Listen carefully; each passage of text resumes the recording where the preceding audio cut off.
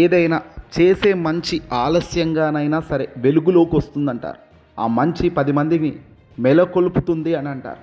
అదే జరుగుతుంది ఆంధ్రప్రదేశ్ రాష్ట్ర రాజకీయంగా. ఆంధ్రప్రదేశ్ మాజీ ముఖ్యమంత్రి వైఎస్ఆర్సీపీ పార్టీ అధినేత జగన్మోహన్ రెడ్డి గారు చేసిన మంచి, తీసుకునే నిర్ణయాలు వెరసి తాను వేసే ఒక మంచి అడుగులు ఈరోజు రాష్ట్రాల వ్యాప్తంగా పక్కకున్న రాష్ట్రాల్లో కూడా ప్రశంసించే స్థాయికి పోవడం అంటే ఇది ప్రజాస్వామ్యంలో అత్యంత గొప్ప విలువలతో కూడిన రాజకీయం అనక తప్పని పరిస్థితి. ఈరోజు విలువలు అనే రాజకీయాలు లేని పరిస్థితుల్లో ఒక విలువను గుర్తు తెచ్చే రాజకీయం ఉన్నది అంటేనే అది గొప్ప కదా.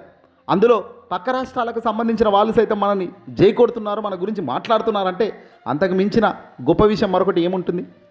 కమల్ హాసన్ ఫిబ్రవరి 2026లో రాజ్యసభలో కమల్ హాసన్ చేసిన ప్రసంగం ఆంధ్రప్రదేశ్ రాజకీయాల్లో ముఖ్యంగా జగన్మోహన్ రెడ్డి గారి మద్దతుదారులో మరియు కూటమి శ్రేణుల్లో పెద్ద ఎత్తున చర్చకు దారితీస్తుంది. ఇప్పుడు ఆయన వ్యాఖ్యల వెనుక ఉన్న లోతైన అర్థాలు మరియు కూటమిని ఉద్దేశించినట్లుగా ఉన్న కొన్ని విమర్శలు ఇప్పుడు సంచలనంగా మారాయి.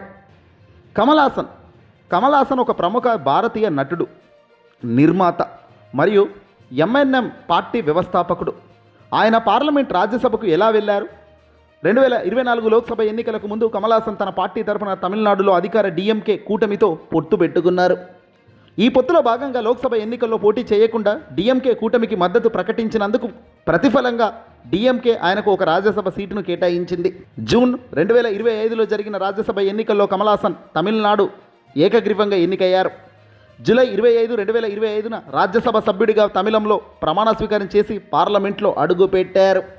ఇక కమల్ హాసన్ తొలి ప్రసంగమే ఆంధ్రప్రదేశ్ జగన్మోహన్ రెడ్డి గారిని కీర్తి ప్రతిష్టతలతో ఆయన కొనియాడిన విధానం చూస్తుంటే నిజంగా ఆశ్చర్యం కలుగుతుంది.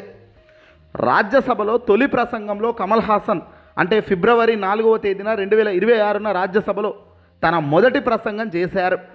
ఈ సందర్భంగా ఆయన ప్రజాస్వామ్యం మరియు ప్రభుత్వాల గురించి మాట్లాడుతూ ప్రభుత్వాలు శాశ్వతం కాదు, అధికారం కూడా శాశ్వతం కాదు అని వ్యాఖ్యానించారు. ఇక తన ప్రసంగంలో ఆంధ్రప్రదేశ్ రాజకీయ పరిస్థితుల గురించి కూడా ఆయన మాట్లాడారు. గతంలో వైఎస్ జగన్మోహన్ రెడ్డి గారి ప్రభుత్వం అమలు చేసిన కొన్ని విధానాలపై లేదా ప్రస్తుత రాజకీయ స్థితిగతులపై ఆయన చేసిన వ్యాఖ్యలు ప్రాధాన్యం సంతరించుకున్నాయి. జగన్ రథచక్రాలు తరలి వస్తున్నాయి అంటూ ఆయన చేసిన ఆ మాటలు ఇప్పుడు సోషల్ మీడియాలో కోట్ల మంది వైరల్ చేస్తున్నారు. ఇక్కడ కమల్ హాసన్ ఎందుకు ఇలా అన్నారు, ఎందుకు ఇలా మాట్లాడారు? ప్రజాస్వామ్య విలువలు మొదట జగన్మోహన్ రెడ్డి గారు అవలంబిస్తున్న ఈ తీరు ఆయన ఫిదా అయ్యారట. కమల్ హాసన్ తన ప్రసంగంలో ప్రభుత్వాలు శాశ్వతం కాదు, ప్రజలే శాశ్వతమని చెప్పుకొచ్చారు. ఇది ఆంధ్రప్రదేశ్లో అధికార మార్పిడి తర్వాత జరుగుతున్న రాజకీయ దాడులు, వైసీపీ నేతలపై దాడులు మరియు పరిపాలన తీరును ఉద్దేశించి చేసినట్లుగా విశ్లేషకులు చెబుతున్నారు. చంద్రబాబు అధికారంలోకి వచ్చినప్పటి నుంచి అధికారమే ఇక ముఖ్యం అన్నట్టుగా, శాశ్వతం అన్నట్టుగా, ప్రజలు శాశ్వతం కాదు అన్నట్టుగా వ్యవహరిస్తున్న తీరు, ప్రజలను హింసిస్తున్న తీరు దీనికి నిదర్శనం. జగన్ చాలా దమ్మున్నవాడంటూ కూడా ప్రజాస్వామ్యంలో ప్రజలకు విలువనిచ్చి ప్రజల కోసం, ప్రజల మంచి కోసం నిలబడుతున్న రాజకీయ నాయకుడిగా మంచి పేరు తెచ్చుకుంటున్న వ్యక్తిగా జగన్మోహన్ రెడ్డి గారిని అభినందించారు కమల్ హాసన్. ప్రజాస్వామ్యంలో ప్రజల అణిచివేతపై విమర్శ. ప్రజాస్వామ్యం అనే రథచక్రాలు వైవిధ్యతను గౌరవించాలి, కానీ ప్రజలను అణిచివేయకూడదు అంటూ హెచ్చరించారు కమల్ హాసన్. కూటమి ప్రభుత్వం వైసీపీ నేతలపై కక్ష సాధింపు చర్యలకు పాల్పడుతుందన్న విమర్శలు నేపథ్యంలో ఇదిగో ఈ వ్యాఖ్యలు ప్రాధాన్యత సంతరించుకున్నాయి. ఓటర్ల జాబితా నుండి పేర్లు తొలగించి మరి ఆయా ఎస్ఐఆర్ అనే ప్రక్రియ ద్వారా ప్రజల గొంతును నొక్కే ప్రయత్నం జరుగుతుందని, ఇది ప్రజాస్వామ్యాన్ని కూనీ చేయడమేనంటూ పార్లమెంట్ సాక్షిగా కమల్ హాసన్ కుండబద్దలు కొట్టారు. ప్రభుత్వాలు శాశ్వతం కాదు, ప్రజలే శాశ్వతం.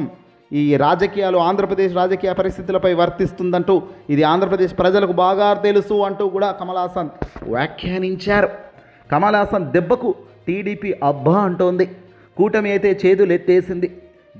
జగన్ అనే నినాదంతో హోరెత్తుతున్న రాష్ట్రం ముందుకు కమల్ హాసన్ వ్యాఖ్యలు ఆయుధంగా మారింది.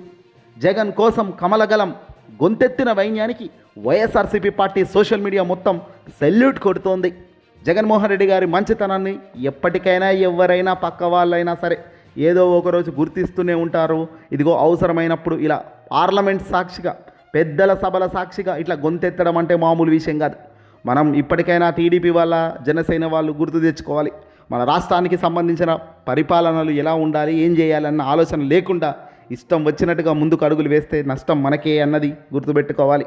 ఏదేమైనా జగన్మోహన్ రెడ్డి గారిపై కమల్ హాసన్ చేసిన ఈ కామెంట్స్ కూటమి గుండెల్లో గుణపం దింపినట్టు అవుతుంటే వైఎస్ఆర్సీపీ జగన్మోహన్ రెడ్డి గారికి మాత్రం పూలు జల్లినట్టే అవుతుంది. ఎందుకంటే రథచక్రాలు వస్తున్నాయి అంటూ బేస్తో మాట్లాడిన కమల్ హాసన్ డైలాగులు సోషల్ మీడియా, ఇన్స్టాగ్రామ్ రీల్స్లో మాత్రం విపరీతంగా చక్కర్లు కొడుతున్నాయి. ఏదేమైనా మంచిని ఎవడైనా గౌరవిస్తారు, మంచిని ఎవడైనా ప్రోత్సహిస్తారు. ఆలస్యం అవుతుంది అంతే. ఈ వీడియోని అసలు లైక్ కొట్టి షేర్ చేయండి.